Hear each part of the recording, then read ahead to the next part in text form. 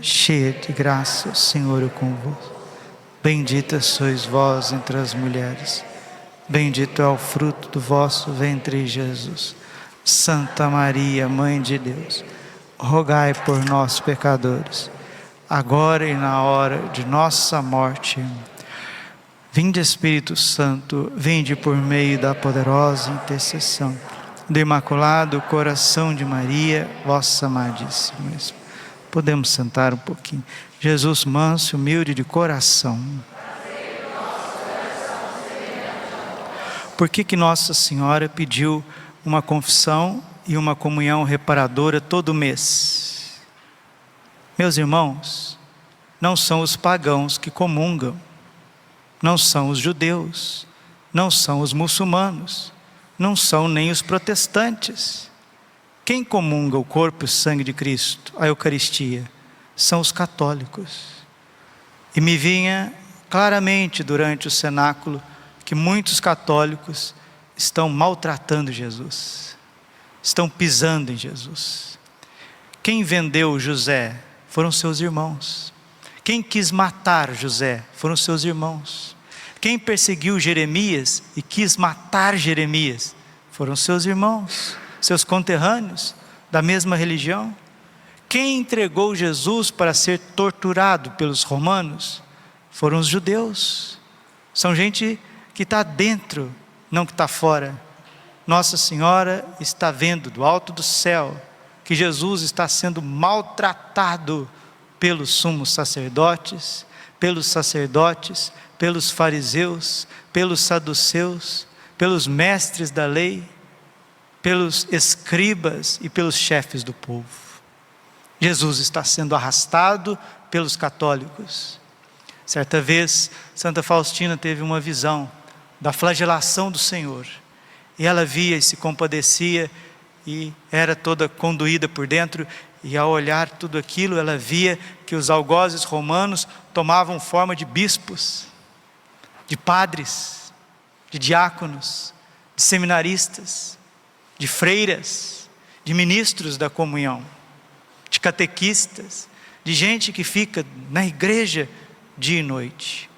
Nós matamos Jesus de Nazaré, e quando comungamos em pecado, crucificamos Jesus dentro do nosso coração.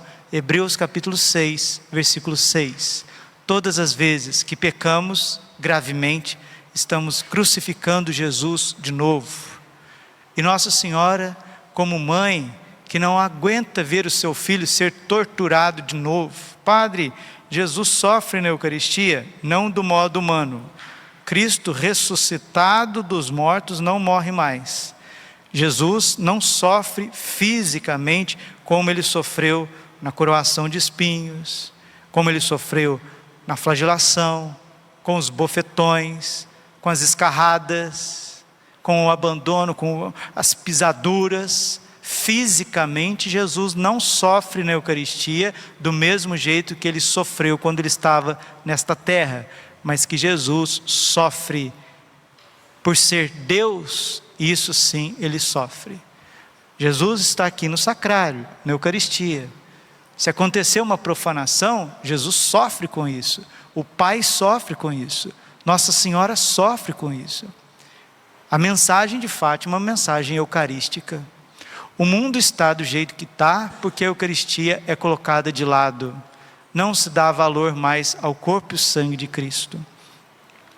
Eucaristia vem do grego eukaristia, que significa ação de graças.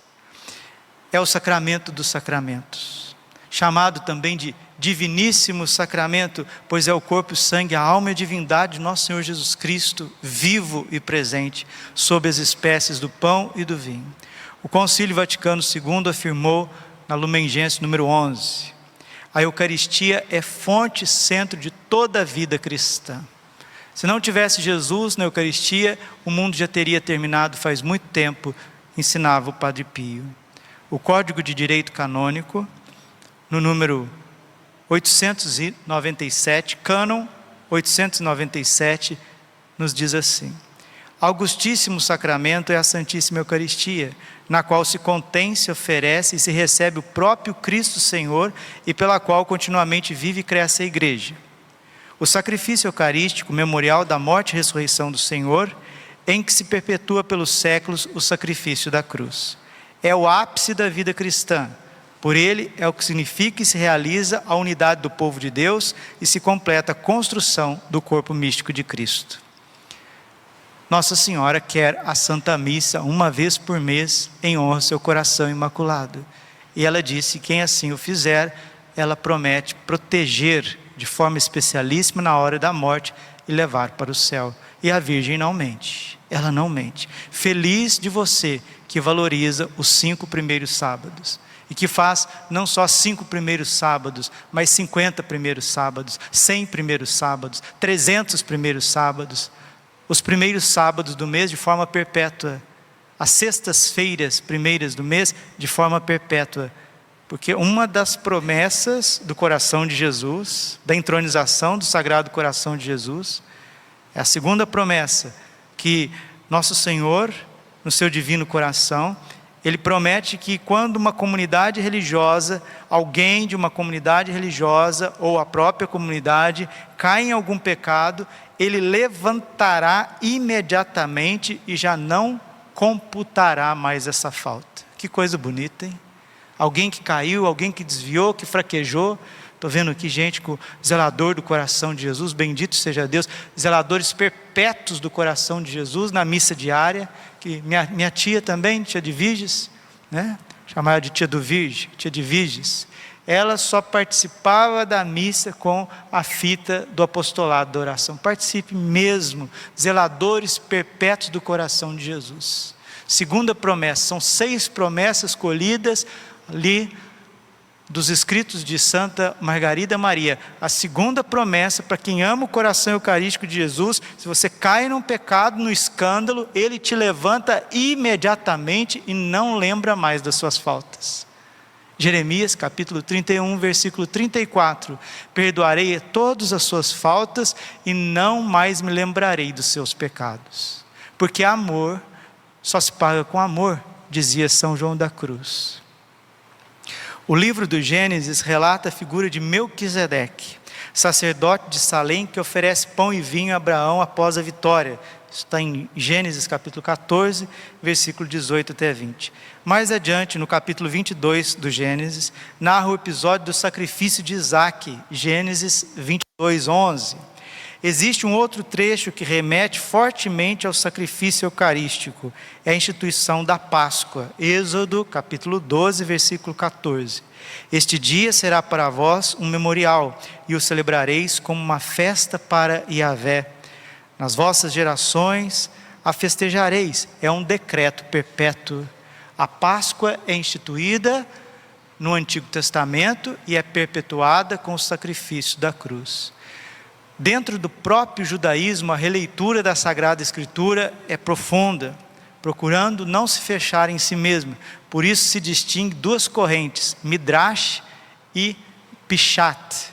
O Pshat é a leitura mais simples, de cunho literal e popular, enquanto o Midrash é a abertura para o sentido mais amplo do texto sagrado.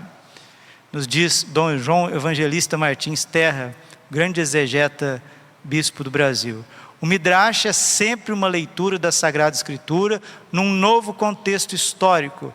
É uma meditação do texto sagrado ou uma reconstrução da cena do episódio narrado a fim de tirar uma aplicação prática para o presente. Método bonito de ler a Bíblia é o Midrash. Santo Inácio de Loyola fazia muito Midrash. Ele se colocava na cena dos evangelhos, e assim nós precisamos fazer. Aí o Antigo Testamento toma um novo sentido, um sentido novo, um sentido atual. Nota-se que a busca pelo autêntico sentido do texto é um esforço que parte do interior das escolas rabínicas. Portanto, sabiamente, a exegese católica debruça sobre o Antigo Testamento para encontrar raízes históricas e teológicas no mistério de Cristo.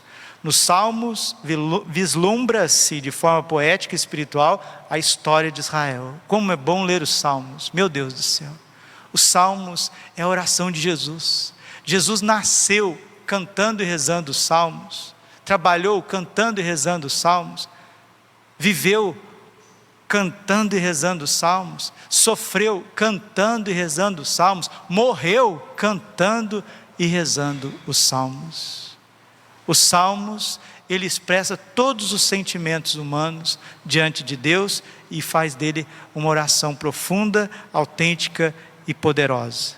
Jesus orava com os salmos e os contextualizava. A liturgia da Igreja Católica faz a mesma coisa. Salmo 78, versículo 20. Acaso pode dar o pão ou fornecer carne ao seu povo? Para os alimentar, fez chover o maná, deu para eles o trigo do céu, cada um comeu do pão dos fortes. Jesus, no Santíssimo Sacramento, é o pão vivo descido do céu. Após a destruição do Templo de Jerusalém, Mateus 24, 2, por volta do ano 70, sob o comando do imperador Tito, os judeus jamais ofereceram sacrifícios. Entretanto, profetiza Malaquias, capítulo 1, versículo 11. Sim, do levantar ao pôr do sol, meu nome será grande entre as nações. Em todo lugar será oferecido ao meu nome um sacrifício de incenso e uma oferenda pura. Malaquias já falava do sacrifício perpétuo da Santa Missa que é celebrada. O mundo tem mais de 500 mil padres católicos, por volta de 500 mil. Existe mais ou menos 3 missas por segundo na face da terra. A cada segundo está celebrando 3 missas, 3 santas missas, a cada segundo. Isto é o meu corpo, este é o cálice do meu sangue. Isto é o meu corpo, este é o cálice do meu sangue. Isto é o meu corpo, este é o cálice do meu sangue. Tomai e bebei, tomai e bebei, tomai e comei. Cada momento, a cada segundo. Se cessar isso, o planeta Terra começa a entrar em convulsão. Isaías tinha condenado abertamente o sacrifício de animais e o culto meramente exterior. Oséias e Amós também profetizam seriamente a esse respeito. No entanto, Malaquias fala de um culto universal e de uma vítima pura, um sacrifício de louvor perene e agradável a Deus. Os animais, Deus não quer mais. Ele quer que nós nos entregamos junto com o Filho dele em cada Santa Missa. Jesus é esse mestre midrástico que revela o sentido profundo do Antigo Testamento. Eu sou o pão vivo descido do céu. Quem comer deste pão viverá eternamente, e o pão que eu hei de dar é a minha carne para a vida do mundo. João 6, 51. Percebem que todos os trechos do Antigo Testamento, tanto a Páscoa veterotestamentária, a Páscoa mosaica, tanto o sacrifício dos animais, o sacerdócio, o culto, as Escrituras, elas tomam vida em Jesus Cristo, o Senhor. Jesus Cristo eucarístico é o sacrifício vivo, puro, santo e eficaz que agrada o coração do Pai. O discurso eucarístico em João possui 49 versículos, quase todo o capítulo 6, que é composto de 71 versículos. Não é um tema isolado no Evangelho de São João, ao contrário, parece ser o ponto central e convergente. Nos sinóticos também se relata a Santa Ceia, e por isso nos ensina Scott Hahn, um grande biblista católico que era calvinista, se tornou católico, né? Quem nunca leu o Banquete do Cordeiro, que é o testemunho litúrgico da conversão desse pastor calvinista, Scott Hahn? Ele escreve a sua conversão a partir da Santa Missa, algo maravilhoso.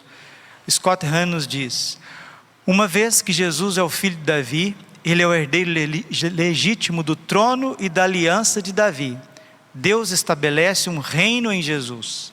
E agora Jesus, através da nova aliança no seu sangue, estabelece esse mesmo reino com os seus discípulos.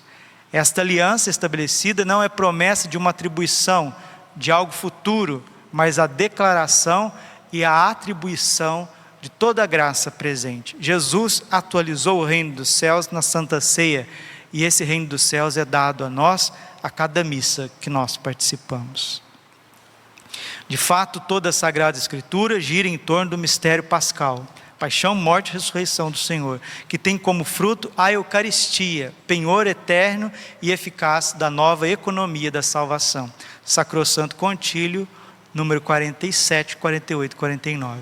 O primeiro escrito sobre a Eucaristia no Novo Testamento se encontra na primeira carta de São Paulo aos Coríntios, por volta do ano 56. São Paulo diz assim: com efeito, eu mesmo recebi do Senhor o que vos transmiti. 1 Coríntios 11, 23. Esse trecho é importantíssimo, porque traz as mesmas palavras que são proferidas na Santa Missa no momento da consagração. Somente o sacerdote validamente ordenado é ministro que, fazendo as vezes de Cristo, sendo o próprio Cristo no altar, é capaz de realizar o sacramento da Eucaristia. Isso está também no Código de Direito Canônico, no número 900. O Código de Direito Canônico, que está em vigor desde 1983, é a própria expressão legislativa do Concílio Vaticano II. E diz assim: os presbíteros, os padres, são consagrados por Deus, para nas celebrações sagradas agirem como ministros dele, que na liturgia exerce o seu mundo sacerdotal continuamente em favor e também pela força do seu Espírito. Isso está no documento do Concílio Vaticano II, Presbyterorum Ordinis, número 5. Não existe Eucaristia sem sacerdotes, sem padres. Agora vocês estão vendo por que Nossa Senhora pede a oração pelos sacerdotes, por que Nossa Senhora vem ao encontro dos sacerdotes, chamando eles de filhos prediletos e querendo guardá-los. Porque guardando os sacerdotes, está guardando o mistério do altar. Salmo 104, versículo 14. Não toqueis nos meus ungidos. Nossa Senhora precisa e quer proteger os padres, porque sem padres nós não temos o sacrifício do altar.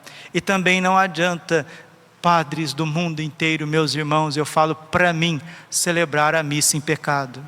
Porque uma vez Santa Teresa viu um padre celebrando em pecado mortal. A hora que ele consagrou e elevou o Santíssimo Sacramento, Santa Teresa d'Ávila viu 2 demônios com os chifres atravessados no pescoço do padre. Não é brincadeira. Não brinquemos com coisas santas. Não brinquemos com o sacrifício de Deus. Como os sacerdotes precisam de oração, como os sacerdotes também precisam de renúncia, de penitência, de configuração com Jesus crucificado, para poderem exercer o seu ministério com santidade. Se não com santidade, ao menos com sobriedade e coerência.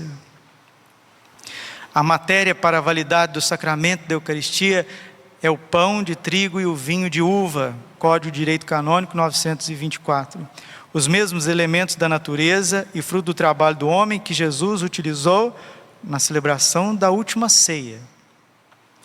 Porém, a Redemptione Sacramentum, número 48, 49 e 50, recorda que para liceidade do mesmo é necessário que este pão seja sem fermento, ou seja, ázimo, assim como a Páscoa judaica. A forma utilizada para a consagração do pão e do vinho são as palavras que estão bem distinguidas de caixa alta, letra grande, no missal romano e nos documentos da igreja. Tomai e comei, isto é o meu corpo que será entregue por vós. Tomai todos e bebei, este é o cálice do meu sangue, o sangue da nova e eterna aliança, que será derramado por vós e por todos para a remissão dos pecados. Fazei isto em memória de mim. Padre, quais são os efeitos da missa na nossa vida? Quais são os frutos da Eucaristia? São João Paulo II, num dos seus últimos documentos, Ecclesia de Eucaristia, exorta assim: a Eucaristia é um dom grandíssimo, demasiadamente maravilhoso para suportar ambiguidades e reduções. É corpo, sangue, alma e divindade. E Jesus precisa ser tratado como Deus no Santíssimo Sacramento.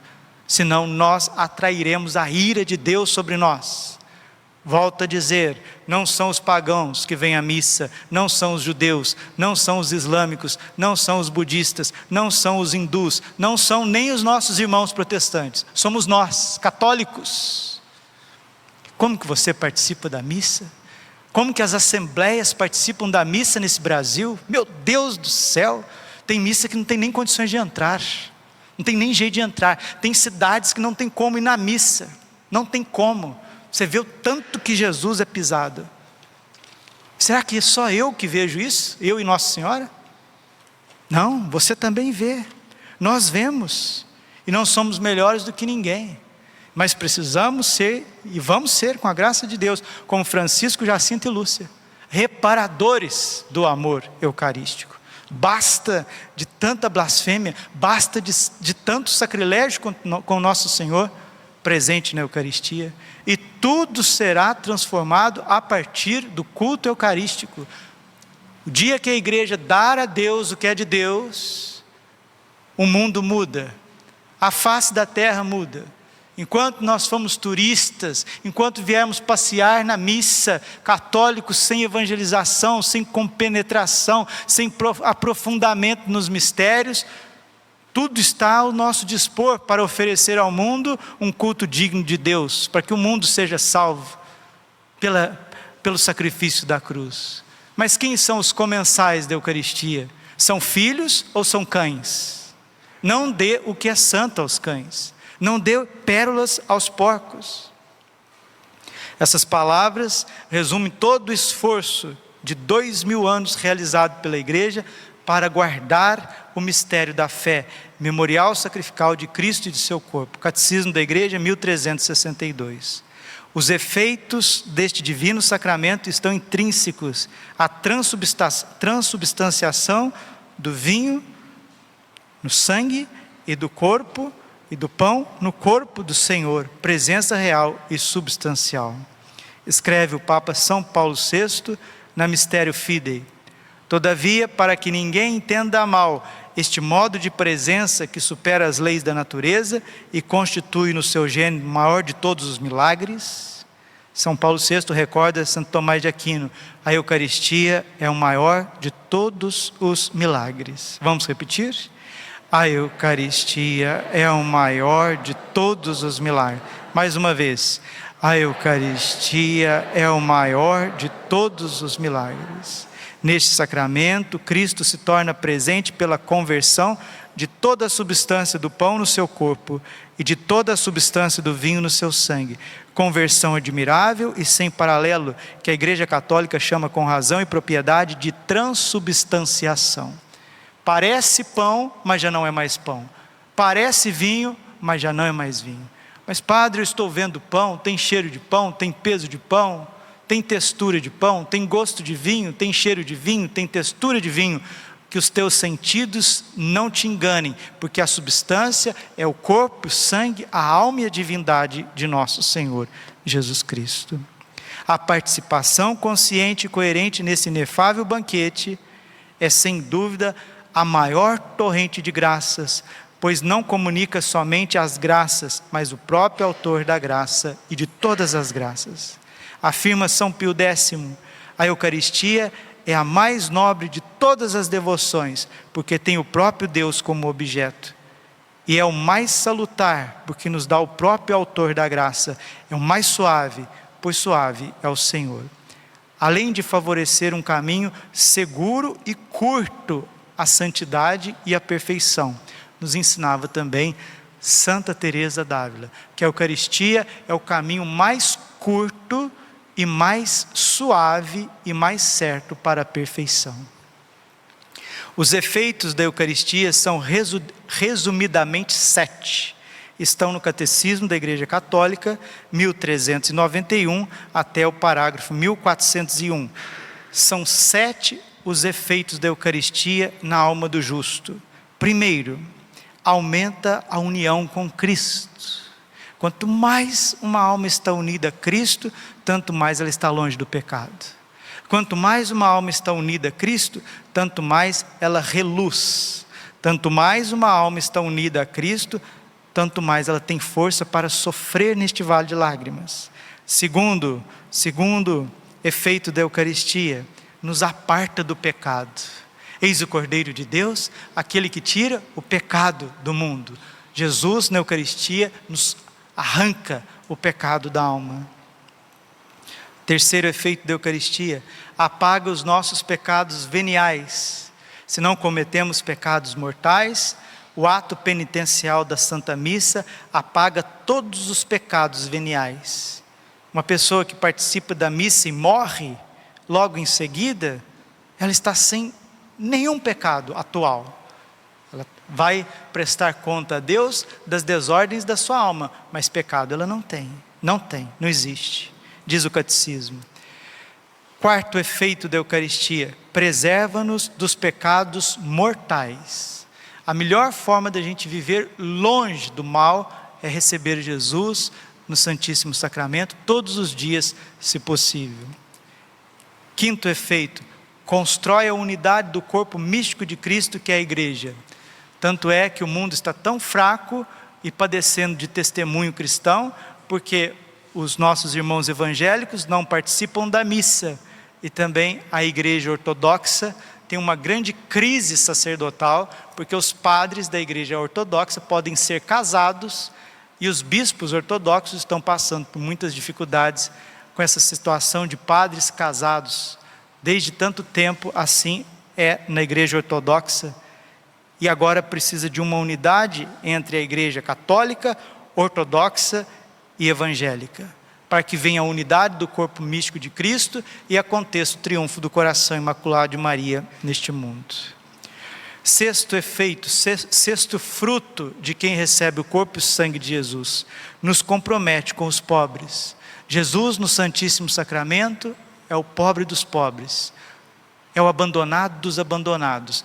E quem que cuida dos pequenos? Quem que tem sensibilidade com os pobres, com os humilhados? Não são os verdadeiros comungantes do corpo e sangue de Cristo? Madre Teresa de Calcutá só fez o que fez por causa da Eucaristia.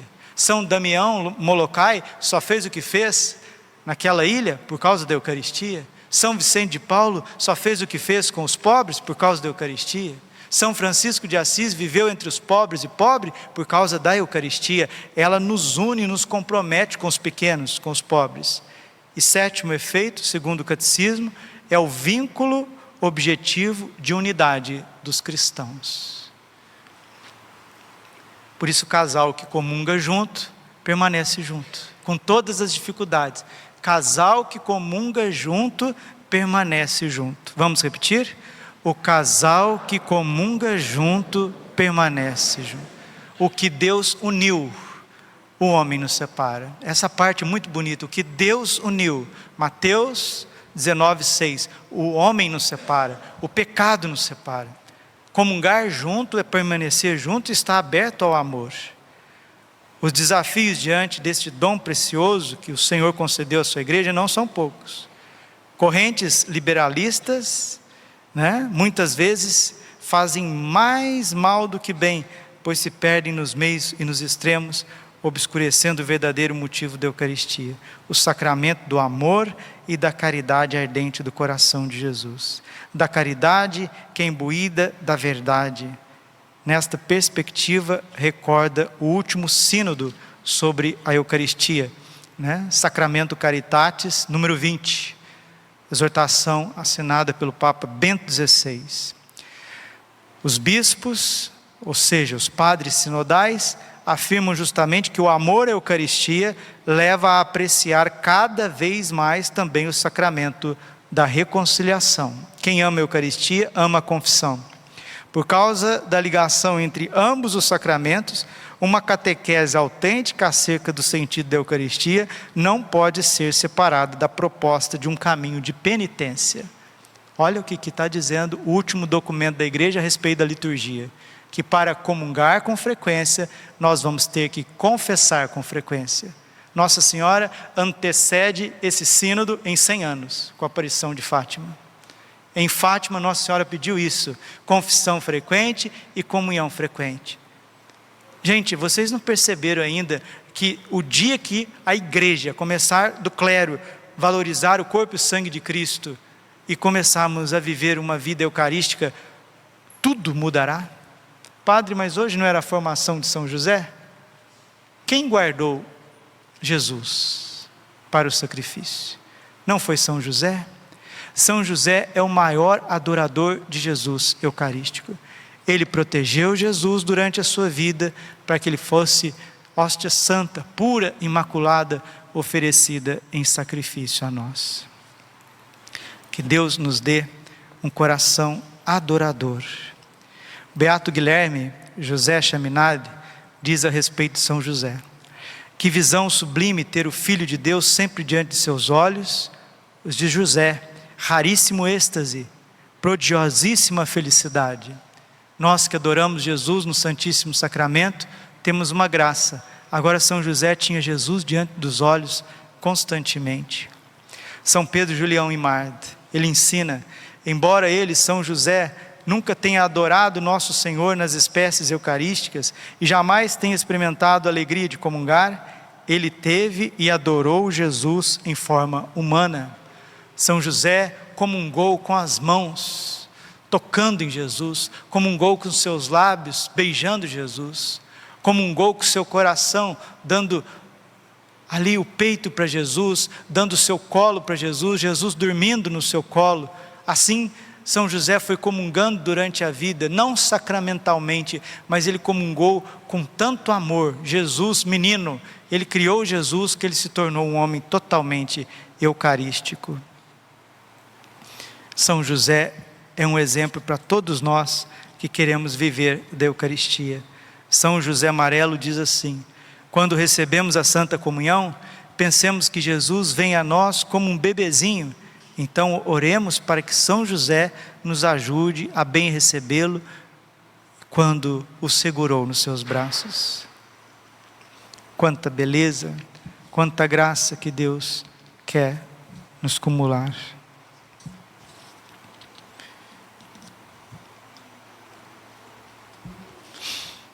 São Francisco de Sales diz assim: se o lírio exposto por apenas alguns dias à luz e ao calor do sol adquire sua brancura deslumbrante, quem pode conceber o extraordinário grau de pureza a que São José foi exaltado, exposto que esteve dia e noite por tantos anos aos raios do sol da justiça e da lua mística que recebe dele, de Jesus, todo o esplendor? São Francisco de Sales está dizendo que São José viveu entre Jesus e Maria, viveu entre Jesus e Maria, viveu entre Jesus e Maria, viveu entre Jesus e Maria. Imagina o tanto que isso o purificou, o tanto que isso o santificou. Santo Afonso de Ligório: se os 2 discípulos que iam para Emaús ficaram inflamados de amor divino aos poucos instantes que passaram em companhia de nosso Senhor e ouvindo suas palavras, tanto que disseram: não ardia o nosso coração enquanto ele falava conosco no caminho, que chamas de santo amor não devemos supor que incendiavam o coração de São José, que por 30 anos conversou com Jesus e ouviu suas palavras de vida eterna. Precisamos cada vez mais entender essa figura tão profunda que é São José. Beata Concepción Cabrera de Armida, a Conchita, ela diz assim: eu vos congratulo, Santíssimo Patriarca, porque aquelas horas deliciosas que passastes alegremente contemplando Jesus e desfrutando a magnífica beleza interior e exterior de Maria, vós o estudáveis, constantemente sorvendo doçura, paciência, abnegação de seus corações. Tantos ensinamentos dos santos, né? Fulton Sheen: a marca do cristão é estar disposto a procurar o divino na carne de um bebê numa manjedoura. O Cristo continuamente presente sobre a aparência eucarística, no pão vivo descido do céu. Quanto mais adorarmos Jesus, tanto mais ficaremos parecidos com São José e com Nossa Senhora. Porque ele e ela são parecidos com Jesus. São Pedro Julião Imard: temos de implorar por bons adoradores. O Santíssimo Sacramento precisa deles para substituir São José e imitar a sua vida de adoração. Teve um dia o seminarista perguntou para mim: padre, que oração nós devemos fazer para pedir adoradores? A ladainha de São José. Na ladainha de São José, peçamos adoradores. O Pai procura adoradores. João 4, 23. Que São José interceda por nós e envie muitos jovens eucarísticos, moças, rapazes, casais, sacerdotes eucarísticos. Nos ensina o beato Bartolo Longo, o bem-aventurado José, adoro convosco as primeiras palavras que saíram da boca do Verbo encarnado, prostro-me convosco para beijar, cheio de reverência, as primeiras pegadas deixadas por seus pés adoráveis. Ó Deus infinito, fizeste-vos fraco para nos dar a sua força, desejastes falar como outras crianças para ensinar-nos a linguagem do céu. Ó bem-aventurado José, inspirai-me com os vossos sentimentos por Jesus e alcançai-me a graça de amar a Deus como vós o amais. São Pedro Canísio, doutor da igreja. Haverá alguém que, já tendo visitado Loreto, a casa de Loreto, não viu com os próprios olhos e ouviu com os próprios ouvidos as prodigiosas obras de Deus, nem as sentiu na sua alma? Essa casinha de Loreto, milagrosamente, foi transferida da Terra Santa à Itália, né? Voando, está lá. O cristianismo é um milagre ao céu aberto, né? Eu nunca fui a Loreto, mas termino essa formação nossa, São José. Hoje me veio forte para falar para vocês. O que eu li aqui hoje é o que eu escrevi sobre a Eucaristia no meu tratado teológico, né? Quando a gente termina a faculdade de teologia, a gente tem que escrever o TCC, né? Teste de conclusão do curso de teologia. Meu TCC. Se Deus quiser, ainda quero publicar esses escritos meus aqui, né? Que não são meus, mas do tesouro da igreja. Como uma introdução à teologia católica. Tem coisa muito preciosa aqui, né? Os meus avaliadores, teve gente que veio até da Espanha, mestres, doutores da faculdade, disse que a minha síntese é muito rica, porque ela é bíblica, de cima e embaixo. Recheada do catecismo da igreja, Código de Direito Canônico, Santo Agostinho, Santo Tomás de Aquino, e exemplos muito claros. Gostei que ela é muito simples. Depois que eu terminei de escrever, eu percebi que qualquer pessoa pode ler, entender e aprofundar a teologia católica de forma introdutória. Esse tratado que eu escrevi sobre a Eucaristia, bem pequenininho, consegui ler de ponta a ponta aqui para vocês, explicar. E que São José nos traga este dom. Uma vez, antes de entrar para o seminário, já falei isso para alguns seminaristas, antes de entrar para o seminário, eu tive um sonho com São José. Um sonho muito real. Eu entrei na casinha de Nazaré e eu vi São José na minha frente. E a hora que eu vi São José, o sonho era muito real, muito vivo. Um sonho verdadeiro, autêntico. Eu acordei emocionado. E disse: São José, como que o senhor consegue viver assim? E aí ele deu um sorriso para mim e apontou. Mostrou Jesus num bercinho. Ele disse assim: é por causa do menino. E aí eu olhei para o menino Jesus no sonho, fiquei todo envolto de amor, olhei para Jesus, Jesus sorriu para mim, e aquilo foi uma experiência. Se quer dizer que é experiência mística, pode dizer o que quiser. Foi um sonho muito real. A partir daquele momento, aquilo ressoou muito em mim. E eu olhei para um outro cômodo pequenininho, e eu vi Nossa Senhora passando de costas assim. Isso faz tempo, deve fazer quase 20 anos, esse sonho. E ele ainda ressoa dentro de mim. E eu perguntei para São José: como que o Senhor consegue? E ele disse: é por causa do menino. É por causa do menino. Que a senhora, que o Senhor possa conseguir suportar as lutas desta vida por causa do menino. A luta pela castidade, a luta pela fidelidade, a luta pelo matrimônio, a luta pela educação, a luta por viver na graça. Que tudo na sua vida a partir de agora não seja por causa de você, mas por causa do menino. Que seja por causa do menino. Seu trabalho por causa do menino. Seus dons e talentos por causa do menino.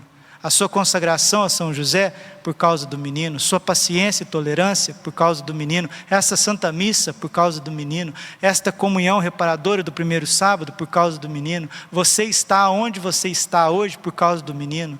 o teu suor, as tuas lágrimas, o teu sangue, por causa do menino. É por causa do menino. É por causa do menino, Padre Braulio. É por causa do menino. E é por causa do menino que eu fiquei padre. E é por causa do menino que nós estamos aqui.